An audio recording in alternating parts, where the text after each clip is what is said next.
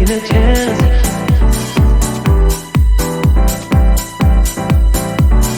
Telling me to dance, taking a chance.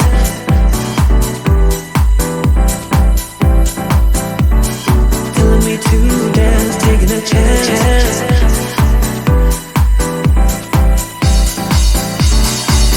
Welcome to this amazing event. I think we can all agree that so far we have learned so much, and it's not even, well, where I am, it's not even afternoon yet. We've been able to have the opportunity to hear from so many great speakers.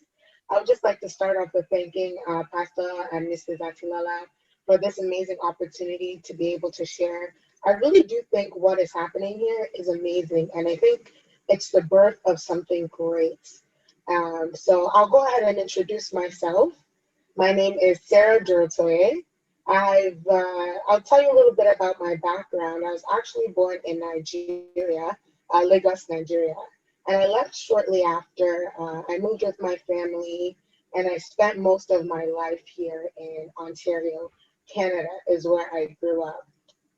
2 years ago is when my life started to change. I started getting exposed to the financial industry and started learning about concepts such as financial literacy and financial education. My parents have been in the financial industry for the past 14 or 15 years, but when you're growing up around, you're not really thinking about what your parents do. It wasn't until I became an adult and I started looking into these things for myself and I saw the importance of financial literacy and financial education. So at the time, I was in the middle of my health studies degree at York University, and I ended up just switching everything. I switched out of that program, became a financial advisor, worked into getting into a business program, and now by God's grace, I'm finishing up my business degree. I moved to Winnipeg to work in the financial industry, which is where I actually met Pastor and Mrs. Atilala for the first time. And since then, it's been a great opportunity to be a part of their lives. I'm gonna go ahead and share my screen and tell you a little bit more about the importance of financial literacy and why we do what we do. A little bit more about my career field. I actually work with a company named World Financial Group and World System Builders. And what this company is really about, like I've been saying, financial literacy and financial education. World Financial Group started a financial literacy campaign a few years ago. And their goal was actually to financially educate 1 million families by the year 2020. Now, I don't have to say much about 2020. We all know what happened in 2020. Coronavirus hit us like a bomb. Nobody saw it coming. Nobody was expecting it. So many people lost their jobs and were financially devastated. With World System Builders and World Financial Group, I was lucky to not have experienced that. Why? Because we're built on helping families and individuals have a strong financial foundation where their finances are protected, teaching them how to save and prepare for life, what life throws at you, such as the coronavirus. So as our goal was to financially educate 1 million families by the year 2020, even though the pandemic hit, we were able to reach that goal and surpass that goal before the end of the first quarter of 2020 in the midst of a pandemic.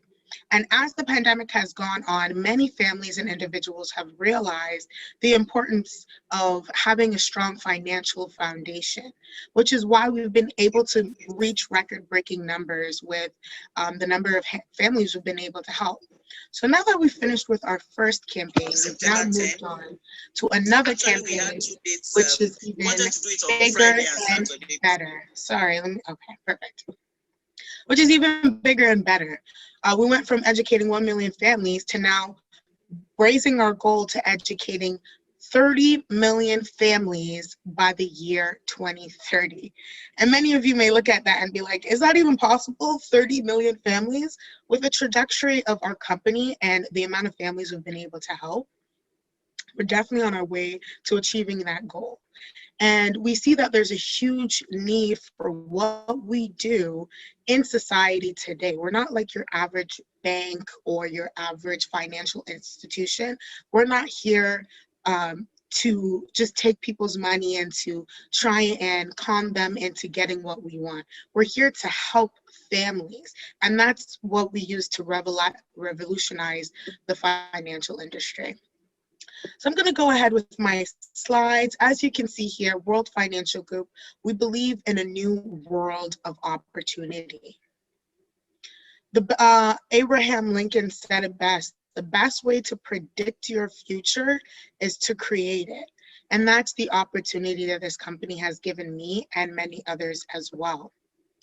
We did a survey of 100 people from age 25 to retirement, which is working age, and we saw that there was a huge problem within the statistics that were extracted from the survey. As you can see on your screen, 95% of the people that we spoke with were financially devastated. Within that 95%, 54% of them were dependent on somebody else to live, whether they were living with their parents, whether it may be family or whatever the case was. They weren't financially independent enough to live on their own. That's more than half of that statistic. 36% of them were working. They had jobs that was making them money, yet they were still financially devastated. And 5% of these people were deceased and ended up passing away being financially devastated. Now, what happens with that other 5%? Who are those that aren't financially devastated? That 5% were financially secure. And within that 5%, 4% of them were financially okay. They could get by. Only 1% of them were financially wealthy, which is why we always hear about the wealthy 1%. Now, who is within that wealthy 1%? How do we get to that wealthy 1%? 74% of them are entrepreneurs. And that's the beauty of the business I work in. I was able to come in, get my license, become a business owner, become an entrepreneur, and work my way to becoming part of that 74% of entrepreneurs. 10% of that 1% are doctors and attorneys, 10% are CEOs and presidents, 5% of them are super salespeople, and 1% of them just got lucky. They hit the lottery or gained an inheritance from a rich uncle, right? Now, World Financial Group, a little bit more about what we do and what we're all about. World Financial Group is a financial services company whose associates are affiliated with companies to offer a broad array of financial products and services for families. Our vision is to become the most influential financial marketing company in history. Our mission is to build and protect wealth for families, and our system is powerful and has a proven platform as well. So these are some of the companies we work with, specifically here in Canada. We're actually located all over North America, all over the US states, as well as Canadian provinces and Puerto Rico as well. We work with such companies such as Ivari, RBC, AON, Invesco. This is just to name a few. We actually have over 200 vendors all over North America so that we're able to give our clients that power of choice when it comes to their finances. Now, on the right-hand side, you can see some of the products we offer. We offer some insurance products such as universal life, term life, whole life, annuities, and segregated funds. We also have savings options such as tax-free savings account, retirement funds, education funds, and mutual funds. We also have final expenses, things such as wills, estate planning, and funeral concierge as well. These are some of the sponsorships that as a company we sponsor some sports teams. We have the Toronto Argonauts. They are a professional football team here in Toronto, actually. We as a company sponsor that team. We also sponsor the Jennifer Jones curling team. They play for Team Canada. And we also sponsor PGA golfers, amongst many others. We also sponsor some US sports teams, soccer teams, and things like that. Now, let's go on to the dramatic need that there is. Coming from you know, immigrant countries, we have a lot of immigrants that come into Canada. Canada alone, I believe, accepts over 500,000 new immigrants every single year. And these immigrants come in, they don't really know a lot about finances. Financial situation here compared to back home is very different. How money is moved, how money is worked, how money is invested, many things like that. And a lot of people go to banks. Banks will, ask you to sign a paper here. Do you need this? Okay, sign here, sign there. At the end of the day, you don't even know what your banks don't have time to sit down with you and explain to you what these finance are, how they can I plan for my family. That's where we come in as World Financial Group agents. Now, while 78% of Canadians claimed to be financially literate, 60% failed a financial literacy test.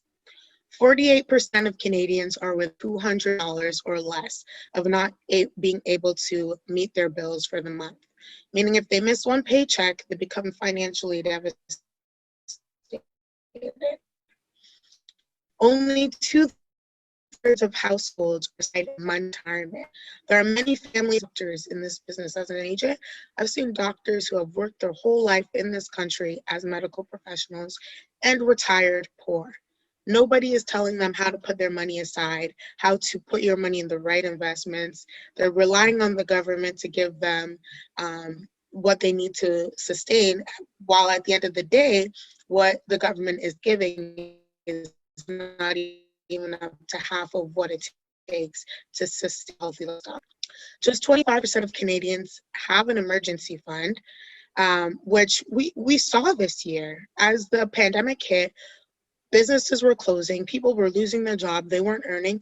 A lot of people were on financial assistance from the government. Less than 33% of Canadians have insurance coverage for serious life events. I'm sure many of us have heard of GoFundMe.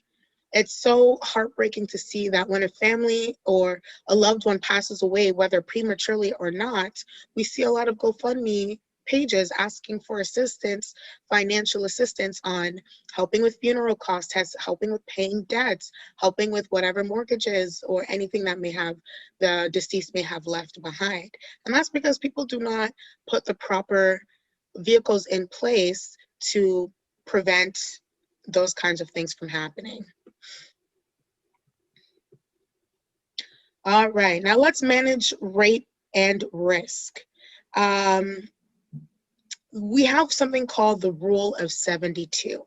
And basically this rule is a mathematical rule that helps us determine how long it takes your investment to double and how long it will take for your debt to double. So here in Canada, you may go to a bank, for example. Some of these numbers are incorrect here, sorry. We may go to a bank, for example, and take out a credit card. Take out a credit card. Most of the time when we take out a credit card, the interest rate is 19.99%. That's usually the average. Now, let's say you go to a bank, they're nice to you, whatever, they want to give you 12% instead of the regular 19.99%, right? It'll take your debt 6 years to double. So let's say you take out a credit card for $10,000 and you're paying the minimum on that credit card. It'll only take your debt 6 years to double. However, with the same bank, if you put money into an investment, the most they'll give you is 1.2. If they're being nice, maybe 2%. Let's say they're really nice, they give you 4%. It'll take your money 18 years to double within that bank. We're benefiting from the banks giving us? Not really. We're really not, because at the end of the day, inflation goes up by 2.7% every single year.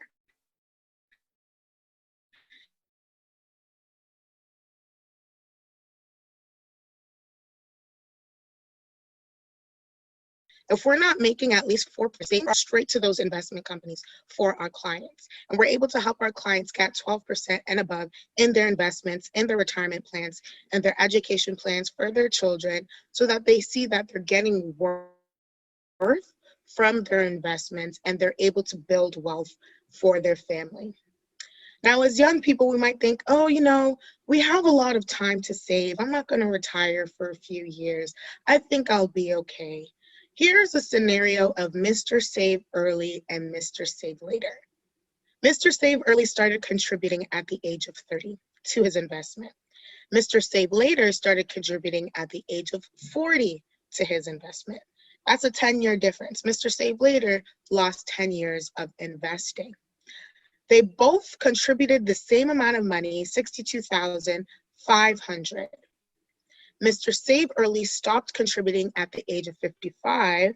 He still had 10 more years before he had to retire. Mr. Save Later stopped when he went into retirement. Because Mr. Save Early had 10 more years of investment time, he had a lot more years for his investment to grow.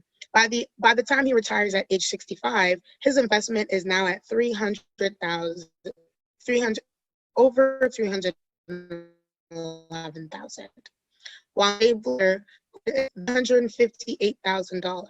That's $152,000 difference just from 10 years of investment. That's why I stress so hard with the youths that I work with, the young people that I work with as my clients, that it's better to start now than start later, whether you're putting aside $50, $100, $200 a month, just so that you're investing in your future and thinking about the next generation, passing on wealth to the next generation. We all want to take care of our parents one day. We want to be able to build that wealth so that we're able to do that financially. You don't have to be the richest person to do so. You just need to know the right steps to take in order to do so. So that's the power of time. The impact of taxes. When saving, be sure to consider the effect that taxes can have on your income. If you take $1 and double it 20 times without taxing it, you get over $1,000,000. But if you take that same dollar, double it 20 times, but pay 33% in income taxes, you get just over $28,000. That's a huge difference. The number one enemy to your wealth, besides procrastination, is taxation. You earn it, they tax it. You spend it, they tax it. You save it, they tax it. You die, what do? They tax it. So how are we going to build wealth? A lot of people see the rich. I always hear this, the rich just keep getting richer. They know how to bypass taxes legally, not illegally. The government has a lot of ways where you're able to bypass those taxes, save your money in tax shielded investments, so that when you're earning from those investments, gaining those dividends, you're not paying taxes on those investments. All of this is legal. But it's just about the knowledge, knowing where to put your money, and knowing how to invest. So some of the problems we tackle as a company: cash flow. We help people earn additional income and manage their expenses. Debt management. We help people consolidate their debt, strive to eliminate their debt. Emergency funds. We always suggest that people have 3 to 6 months, if not more, of your income in an emergency fund. And obviously it's going to be hard to do that. If you're earning money, you have to pay for different expenses. It's about knowing where to save that money so that it's growing at an exponential rate, so that you are able to save that 3 to 6 months, if not more, of income in case of any rainy days or anything like that. Prepare for the unexpected expenses. Proper protection. Protect against loss of income, protect family assets. Build wealth. Strive to outpace inflation and reduce taxes. Preserve wealth, reduce taxation, and build a family legacy. Learn how to pass wealth on to the next generation. in this society. We see it all the time. They're constantly, passing down from generation to generation. Where I live now, there's a lot of farmland. I've spoken to a lot of farmers who are my age and have had their family legacy passed down from generation to generation. It's not because they're massively rich. Sometimes it is because they're massively rich, but it's because they've built that wealth over each generation and passed on that financial knowledge as well. Now, in this business that I work in with World Financial Group, World System Builders, I am in business for myself. As a licensed agent, I own my business. I am an entrepreneur. For experience, like I said, I came from a health background. I was determined to work in a hospital and be a health professional, but I had no experience. I came into this opportunity and I've learned so much over the past 2 years that I've been with this company. You're able to come in, get educated, get licensed, and even though you're in business for yourself, you're not in business by yourself, because you're able to have people who have been in this business for many, many, many years who are willing to help you grow and help you learn as well. There are a lot of different business opportunities when it comes to our society today. A lot of what people, especially immigrants, usually go for are franchises. But what does it take to invest into a franchise? And are we really getting the most out of that investment? An example of a franchise is McDonald's. McDonald's is known for their hamburgers. Everyone knows who McDonald's is. But what does it take to own an actual McDonald's? The initial fee for application is around $45,000. And this application is not guaranteed. This is a non-refundable fee. If you do not get accepted, you've lost $45,000. Let's say you do get accepted, what are the costs after that? Now you have to purchase equipment, you have all your pre-opening costs. All of these can range between $1 million and $1.2 million. And 40% of that has to be your upfront money in cash. Not loans, not anything from the bank, your own cash. Not a lot of people have 40% of $1 million sitting around.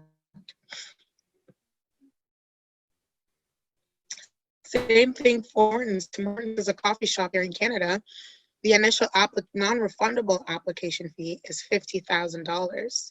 Now, if you get accepted, what happens after that? Now you've got to think about your opening costs, and that can range between $430,000 to $480,000.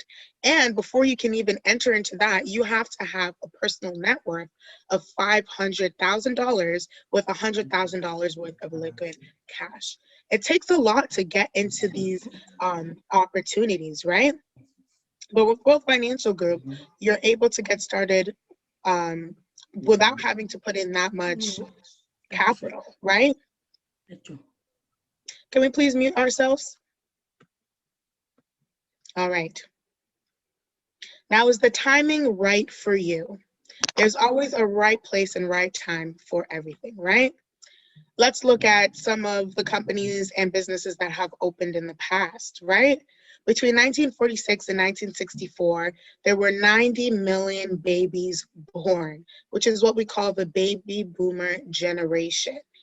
The generation before that and after that only had around 30 million people born. So you can see that generation was tripled. How did businesses adjust to such a large generation being born? Some of the companies you see here, we see things like Gerber. Gerber saw that babies were being born. Babies need bottles, they need clothes, they need toys, they need baby formula. That's where Gerber came in and became a huge company that is still standing today. They saw the right time, saw the right place, and went for it. Now these babies turned into toddlers. Toddlers need toys. That's where Hasbro came in. These toddlers turned into children. Mattel came out with things such as video games and things of the sort. Then these babies turned into teenagers, or sorry, these kids turned into teenagers. What do teenagers love? Fast food. Things like McDonald's, Burger King came into the business. Teenagers graduated. They started going to universities. Universities started growing as well. The housing industry grew as graduates were buying homes. And now our baby boomers are retiring. The vacation industry is booming from all the retirees who are traveling now. They have the time to travel. These companies saw an opportunity and they seized that opportunity. Now, taking that concept into this business, is the timing right for you? Right now, this industry is growing like it never has before. This year, we have reached record breaking numbers in terms of the families that we've been able to help, the agents we've been able to bring on and have them use this as their full time career.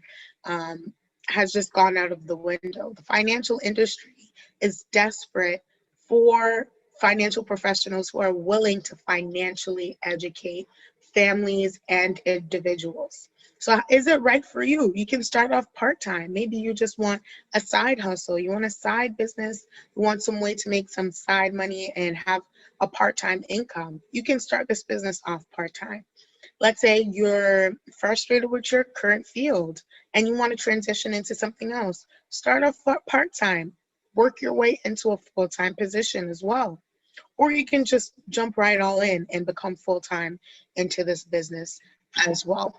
But what are you really getting into yourself into? I could sit here and talk for days, but let's look at some real life examples of people who have really changed their life in this business. Now, these statistics are from 2018, which was 3 years ago, so numbers have definitely increased since then. But we have people such as Cheryl Berry, who's actually located, I believe, from Saskatchewan, Canada. She was a lab tech earning $24,000 a year. She joined this business back in 1999, and her income was able to increase to over $236,000. We have Ann Doe, who is a homemaker. She was a stay-at-home mom, earning no income, but she wanted a way to be able to help her family. She started off part-time and was able to increase her income to $32,000 on a part-time income. We have people such as Joyce and Rob who have been able to make six figures within this business. Joyce was a nurse, Rob was a police officer, and now his income is over $347,000, and so on and so forth. We have so many individuals and couples who have changed their life through this amazing opportunity.